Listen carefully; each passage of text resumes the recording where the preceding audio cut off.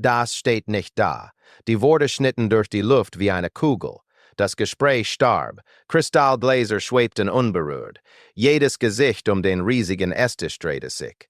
Einige neugierig, einige verwirrt, einige wütend. Die Stimme kam nicht von einem Anwalt, keinem Vorstandsmitglied, keinem Übersetzer, keinem Anteilseigner.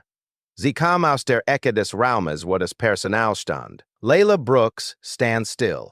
Ihre rechte Hand hielt ein silbernes Tablett mit ungeöffneten Weinflaschen.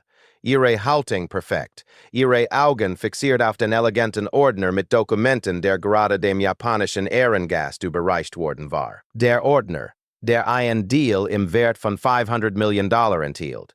Der Ordner, der eine Lüge enthielt. Und sie hatte sie gerade aufgedeckt. Layla sollte nicht sprechen. Sie wusste das.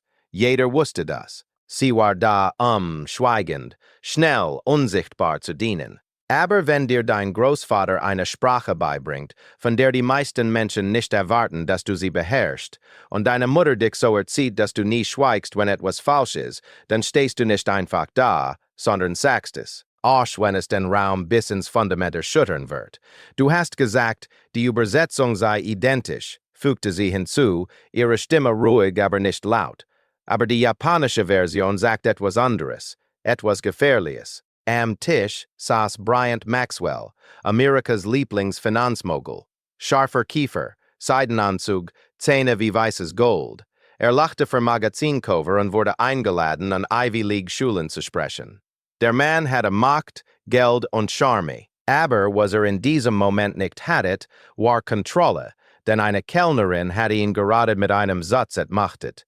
Und das war nicht nur ein Unternehmensskandal, der darauf wartete, zu passieren. Es war eine schwarze Geschichte, eine über Schweigen, Wahrheit und die Stärke von jemandem, von dem die Welt nicht erwartet hätte, dass er sich zu Wort meldet. Wenn solche Geschichten für dich wichtig sind, wenn du an Gerechtigkeit glaubst, die keinen Anzug trägt, bleib dran, drück den Abonnieren-Button. Lass uns in den Kommentaren wissen, wo du zusiehst. Es ist immer kraftvoll zu sehen, wie weit die Wahrheit reicht. Denn heute Abend, in einem Raum voller Geld und Arroganz, erinnerte eine junge schwarze Frau die Welt daran, dass Integrität keine Einladung braucht. Lass uns von vorne beginnen. So ist es passiert. Layla Brooks war es gewohnt, unterschätzt zu werden. Mit 4 Sekunden hatte sie eine Schönheit, die alle Blicke auf sich zog. Glatte braune Haut, warme mandelförmige Augen, ein grazioser Gang, der ihre Bewegungen wie Poesie erscheinen ließ. Aber in der Welt des gehobenen Essens, mit weißen Tischdecken, sahen sie nur eine Uniform. Alles, was sie hörten, war Schweigen.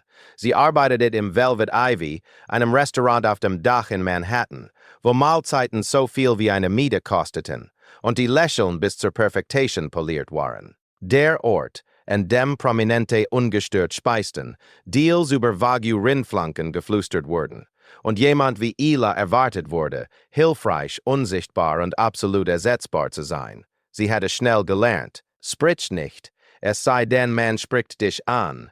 Halte deinen Ton freundlich, aber nicht vertraut. Wenn ein Gast etwas Unhöfliches sagt, lach es ab. Wenn dich Mädchen statt bei deinem Namen nennt, lass es durchgehen. Wenn ein Mann in einem $3.000 Anzug mit den Fingern schnippt, lächle, als ob es ein Kompliment wäre. Und die Komplimente kamen wie Dolche. Du sprichst so gut, hatte ein Gast gesagt, offensichtlich überrascht. Du hast so schöne Züge für ein schwarzes Mädchen. Ein anderer flüsterte, als ob es ein Gefallen wäre. Eine Nacht bückte sich ein Tech-Typ aus dem Silicon Valley zu ihr und sagte, du wärst perfekt für ein Musikvideo. Hast du schon mal ans Modell gedacht? Layla hatte jedes Mal gelächelt, genickt und sich entfernt. Aber sie erinnerte sich. Sie erinnerte sich daran, wie ihre Augen über sie huschten, als wäre sie ein Charakter, den sie bereits geschrieben hatten. Niemand, der klug oder schlagfertig oder mehrsprachig war. Niemand mit einem College-Abschluss und einem Talent für Sprachen, nur ein hübsches Gesicht in einer Welt, die Farbe vor Charakter sah. Sie wussten nicht, dass sie fließend Japanisch sprach. Sie wussten nicht, dass ihr Großvater im Zweiten Weltkrieg gekämpft hatte und ihr die Sprache beibrachte, um die Menschen zu ehren, gegen die er einst gekämpft hatte. Er sagte immer, das Verständnis der Sprache eines anderen sei der wahre Weg, sein Herz zu verstehen. Sie hatte still, privat mit Büchern, Podcasts und alten Militärbriefen gelernt. Nicht für einen Job, nicht für Shell, sondern für sich selbst. Also, nein, Layla war nicht nur die Hilfe. Und die Welt sollte das bald erfahren. Denn wenn die Wahrheit endlich ins Licht kommt, kommt sie meistens von der Stelle, die man am wenigsten erwartet. Und in dieser Nacht kam sie von dem Mädchen im weißen Hemd, das ein Tablett mit Wein hielt, diejenige, die sie alle vergessen hatten zu fürchten. Bryant Maxwell trat nicht in einen Raum, eroberte ihn. Zumindest glaubte das. Und größtenteils folgte ihm die Welt. Diese Nacht war keine andere. Die private Esshalle im Velvet Ivy war für eine besondere Veranstaltung freigeräumt worden. Ein langer Mahagonitisch, 12-Liter-Sessel, weiße Orchideen in hohen Vasen, alles kuratiert bis hin zum Jazz-Trio in der Ecke, das gerade laut genug ein Deal zu stören. Maxwell trat mit seinem Gefolge ein, zwei Anwälte, ein Übersetzer und sein Executive Assistant, die nie von ihrem iPad aufblickte.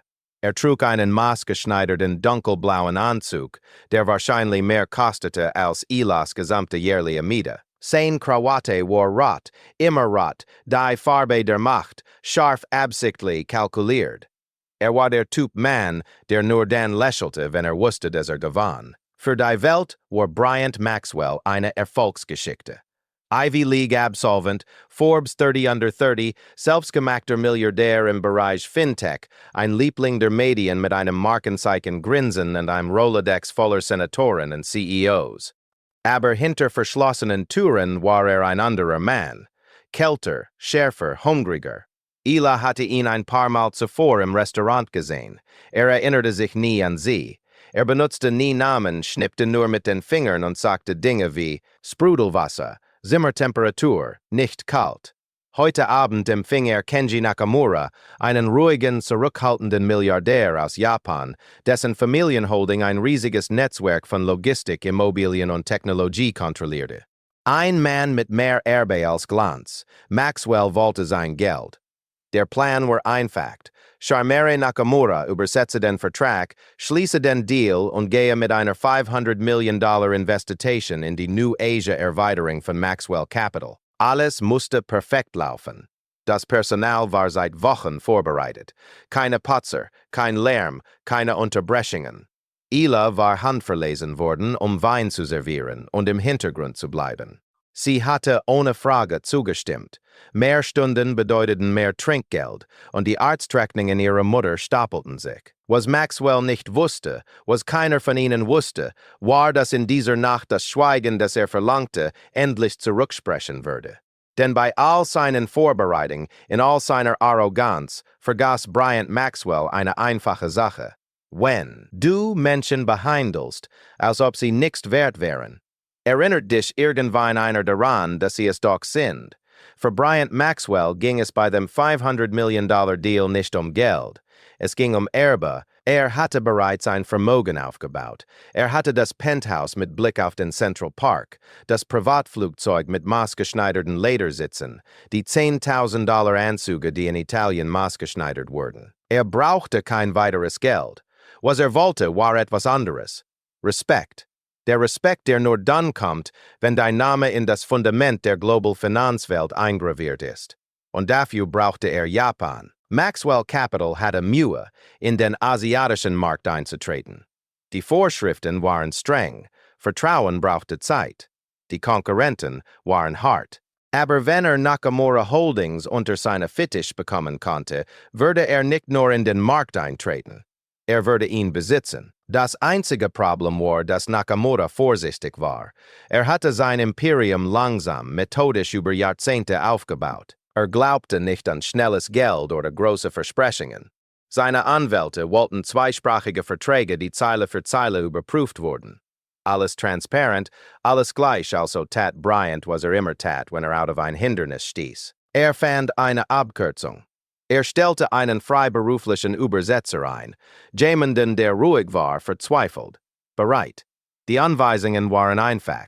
Mache die englische Version vage und offen, während die japanische Version klare Garantien enthält. Die Maxwell Capital in jedem Abschwung zugutekommen, speziell wenn der asiatische Markt mehr als 5% fällt, auch aus Gründen, die nichts mit ihren gemeinsamen Vorhaben zu tun haben. Maxwell würde vorübergehend die administrative Kontrolle über die US-amerikanischen Vermögenswerte von Nakamura übernehmen.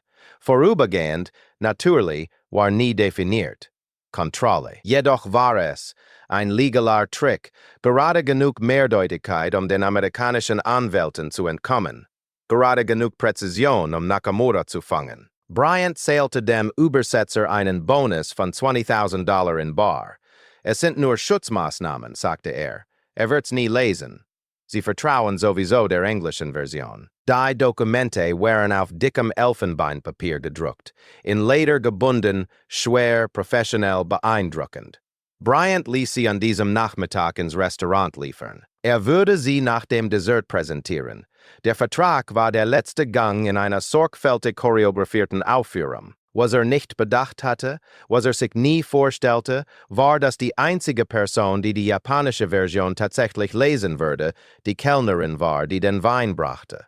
Und sie würde nicht nur lesen. Sie würde es fließend verstehen und sofort wissen, dass dies kein Geschäft war. Es war ein Hinterhalt, eine Falle, ein Betrug, der in Tinte und Höflichkeit verkleidet war. Und sie würde das eine sagen, das nie erwartet hatte zu hören.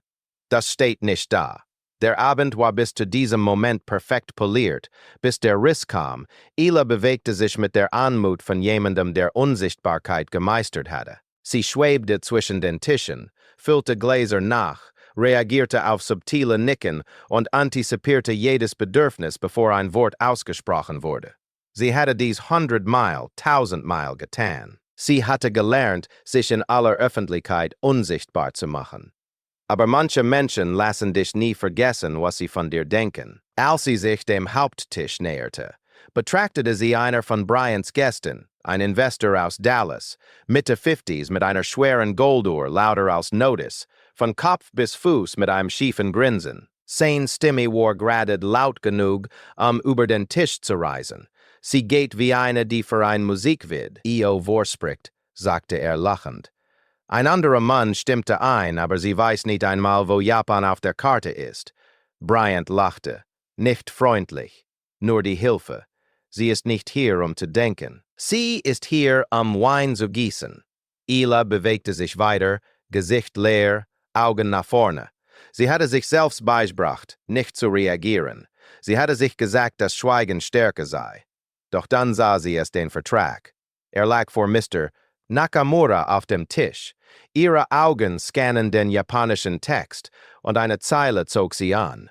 Ein Wort, das sie seit der Zeit nicht mehr gesehen hatte, als ihr Großvater ihr alte Briefe aus dem Krieg beigebracht hatte. Sie erstarrte. Die Seite faltete sich auf sich selbst. Ihr Atem stockte. Und dann zum ersten Mal in ihrem Leben brach sie die Regel. Das steht nicht da. Die Worte verließen ihren Mund, bevor sie Zeit hatte, sie zu hinterfragen. Bryants Kopf drehte sich zu ihr, die Augen verengten sich. Entschuldigung, fragte er, die Stimme tief, aber scharf. Der Tisch verstummte. Layla trat einen Schritt nach vorne. Die japanische Klausel, sie sagt etwas ganz anderes als die englische. Es ist nicht nur ein Übersetzungsproblem, es ist irreführend. Bryant stand out, sein Stuhl schappte über den Boden. Sein Ton fiel eine Oktave. Du bist eine Kellnerin. Das ist alles. Du gießt Wein und bleibst ruhig. Tu nicht so, als wüsstest du mehr, als du tust. Ein anderer Gast schnaubte. Spielt sie hier wirklich Anwältin? Ich spiel nix, sagte Layla ruhig jetzt. Ich sage die Wahrheit. Bryants Gesicht wurde tiefrot. Geh jetzt in die Küche oder du bist hier fertig. Verstehst du mich? Laylas Augen bewegten sich nicht. Sie sah über Bryant hinweg direkt zu Mr. Nakamura. Da war es der Moment, in dem sich die Luft veränderte. Die Balance des Raumes hatte sich verschoben, weil eine Stimme im richtigen Moment durch die Macht schneidet wie ein Messer. Und schwarze Frau, diese Kellnerin, diese unsichtbare Person, sie war nicht mehr unsichtbar. Der Raum hielt den Atem an. Layla stand still, ihre Hände jetzt leer, das Tablett mit Wein vergessen auf einem Seitentisch. Alle Augen waren auf sie gerichtet, einige amüsiert, einige genervt, die meisten verwirrt. Bryant Maxwell war immer noch wütend, lief wie ein eingesperrtes Tier hin und her. Sie überschreitet ihre Grenzen, brüllte Jemand entfernt sie. Doch Mr. Nakamura hatte sich nicht bewegt. Saß still, seine Hände ordentlich auf dem Tisch gefaltet, die Augen ruhig, aber fokussiert. Neigte seinen Kopf, betrachtete Layla nicht mit Urteil, sondern mit Neugier, und dann sprach in Japanisch. Eine einzige Frage, sanft, respektvoll. Was hast du genau gelesen? Layla atmete langsam ein. Das war der Moment, von dem ihr Großvater immer gesprochen hatte. Der Moment, in dem man entweder schweigt oder vortritt. Also antwortet sie in fließendem, formalem Japanisch. Suma Mason Nakamura-sama. Sie begann sanft, ihren Kopf mit aufrichtiger Respekt zu neigen. Watashi wa kono shogai. Oh, you Rushi Mason. Übersetzung Entschuldigung, Mr. Nakamura. Ich kann diese Täuschung nicht ignorieren.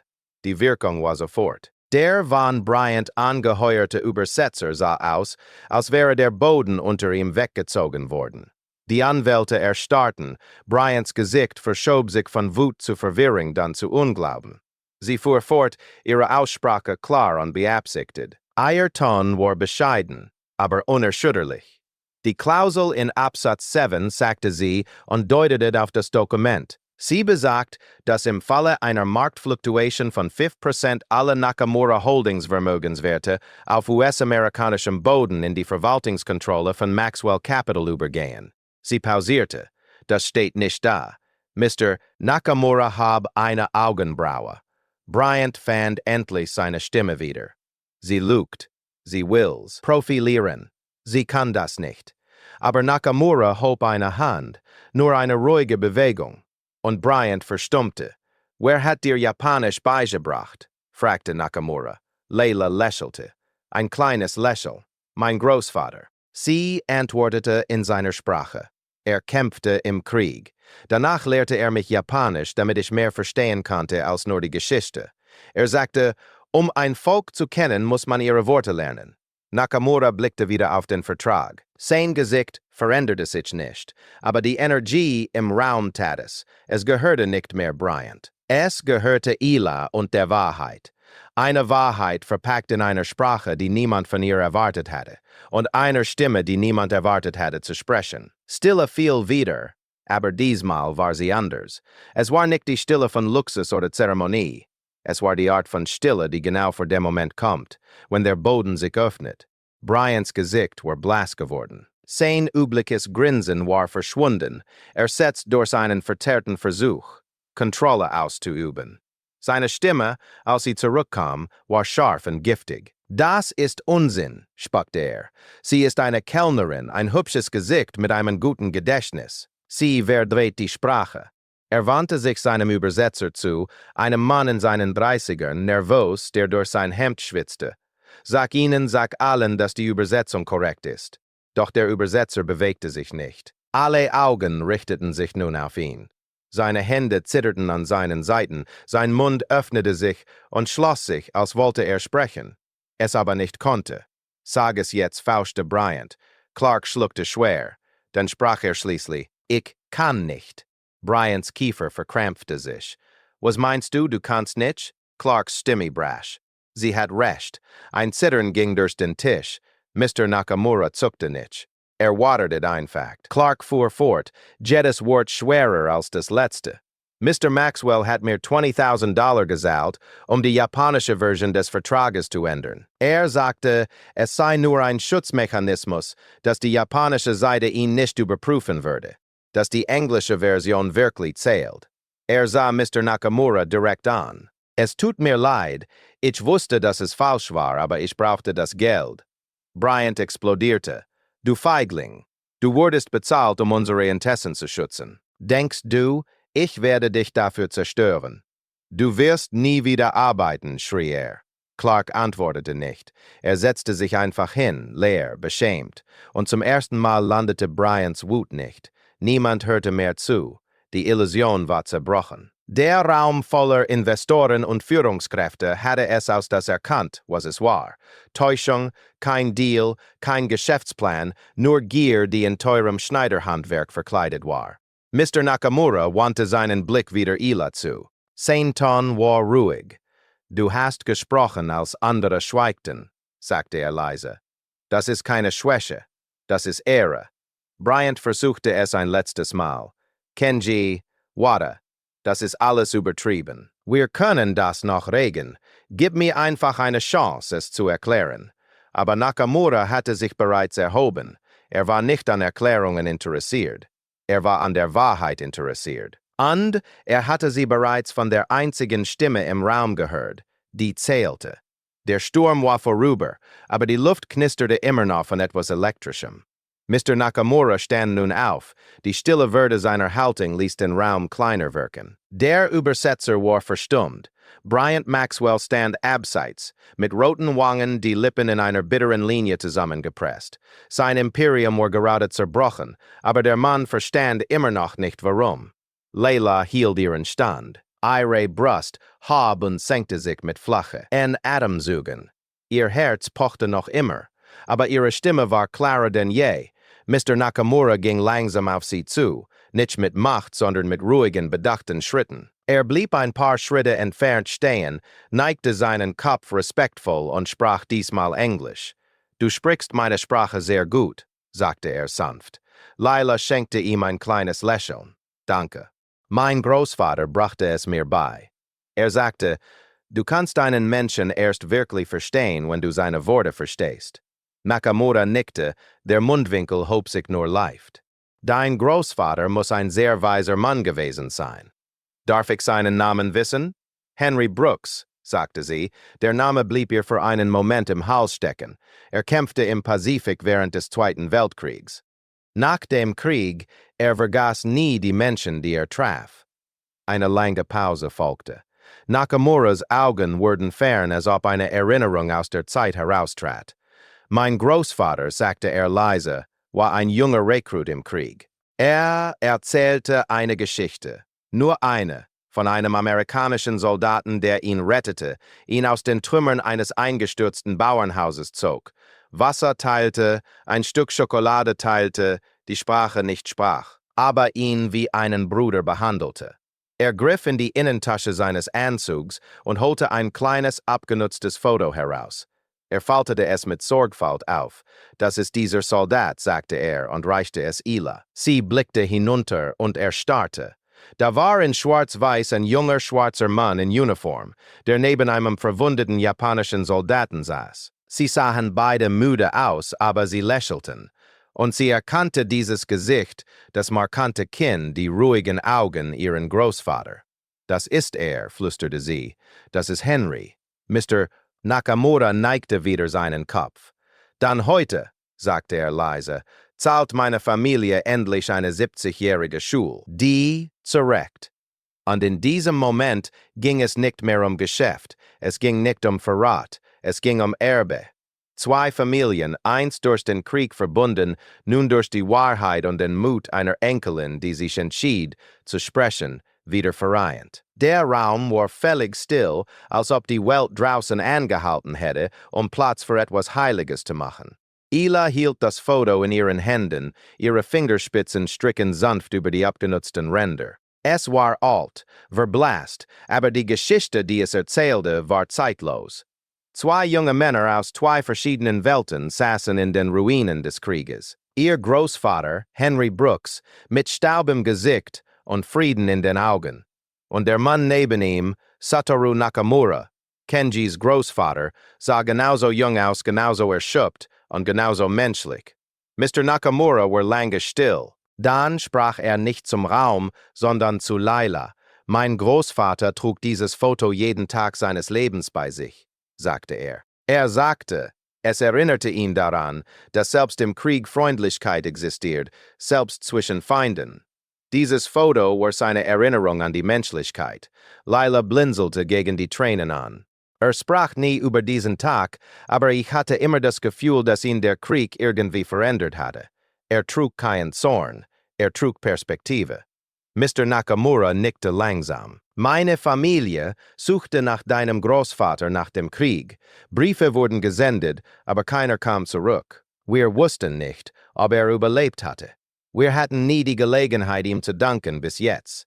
Trat näher, sein Ton war persönlicher als je zuvor.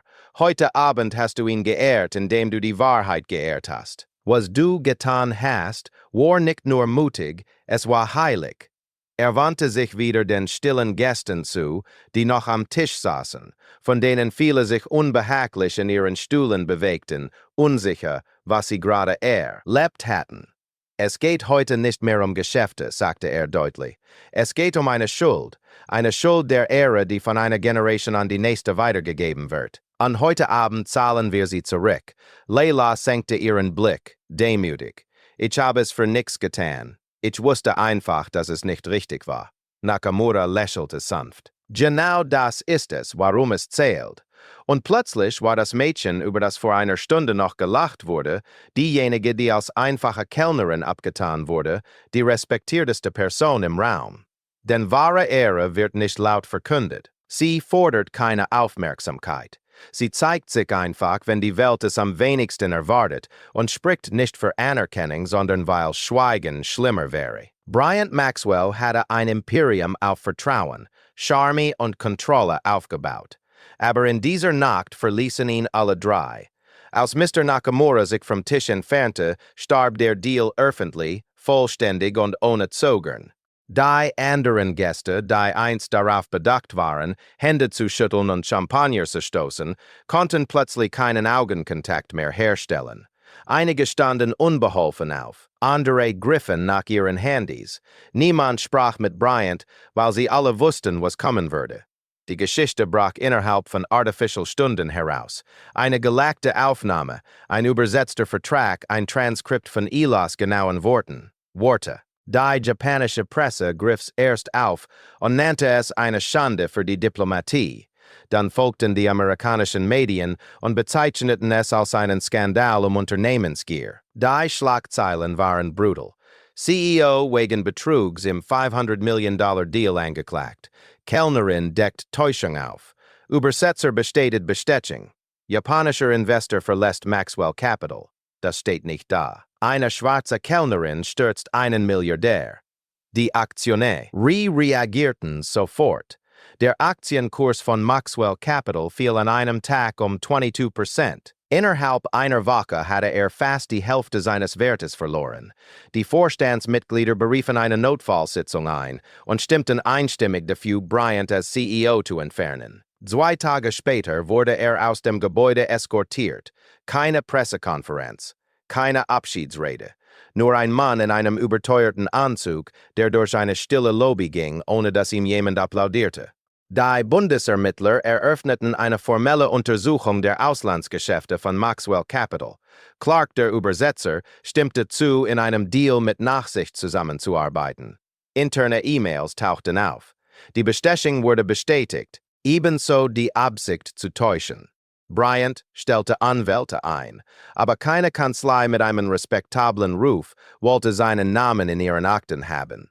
Die Investoren, die einst Freunde nannte, waren weg. Die Politiker, die früher zu Wohltätigkeitsdinnern eingeladen hatte, hörten auf, seine Anrufe zu beantworten. Sogar das Velvet Ivy, das Restaurant, das jahrelang besucht hatte, verbot heimlich seinen Namen auf der Reservierungsliste. Hatte nicht nur Geld verloren, hatte das verloren, was Geld nie wieder kaufen kann. Vertrauen, Ruf und die Illusion, unangreifbar zu sein. Bryant Maxwell ging nicht ins Gefängnis. Zumindest noch nicht. Aber in einer Welt, die auf Wahrnehmung aufgebaut ist, war der Fall von der Gnade eine Strafe für sich. Und jedes Mal, wenn jemand diese 5 Worte wiederholte, das steht nicht da, brach sein Erbe ein kleines Stück weiter zusammen. Zum ersten Mal seit Jahren wachten Layla und ihre Mutter Gloria ohne Angst auf. Keine Räumungsankündigungen an der Tür. Keine Mahngebühren, die auf dem Küchentisch stapelten. Kein kaltes Gefühl im Magen, wenn man sich fragte, ob das Lift noch einen Monat lang anbleiben würde. Die Folgen dieser Nacht hatten weit über den Essraum hinaus Wellen geschlagen. Eine Woche nachdem die Geschichte bekannt wurde, rief Mr. Nakamura persönlich bei Layla an. Nicht ein Assistent, nicht ein Vertreter der Mann selbst. Dankte ihr noch einmal für ihren Mut, für ihre Integrität, für das Bewahren der Ehre seines Familiennamens. Dann machte ein Angebot, das sie sprachlos machte. Die Nakamura Stiftung, eine globale Non-Profit-Organisation, die sich der Bildung und dem Aufbau von Erbe widmete, würde ihr ein volles akademisches Stipendium gewähren. Jede Universität der Welt, jedes Programm, Studiengebühren, Unterkunft, Lebenshaltungskosten, vollständig abgedeckt. Aber das war noch nicht alles. Bat auch ihrer Mutter eine Stelle in der New Yorker Niederlassung der Stiftung an. Eine Vollzeitstelle mit Benefits im Bereich der gemeinnützigen Arbeit, nicht als Reinigungskraft, nicht als Hilfspersonal, sondern als geschätztes Mitglied eines Teams. Gloria weinte, als sie die Nachricht hörte. Jahrzehntelang hatte sie die Träume anderer gearbeitet, ihre Häuser gereinigt, ihre Kinder großgezogen, ihre Hemden gebügelt. Sie hatte alles ohne Beschwerde getan, weil das Überlebende eben tun. Aber niemand hatte ihr je mehr gegeben als ein Trinkgeld und ein Danke. Jetzt, zum ersten Mal, verdiente sie nicht nur ein Gehalt. Sie baute eine Zukunft mit ihrer Tochter auf, nicht für jemand anderen. Sie zogen in eine neue Wohnung im Upper West Side. Sie war nicht schick, aber sie gehörte ihnen. 2 Schlafzimmer, viel Sonnenlicht und ein kleiner Balkon, auf dem Gloria Kräuter in Keramiktöpfen zog.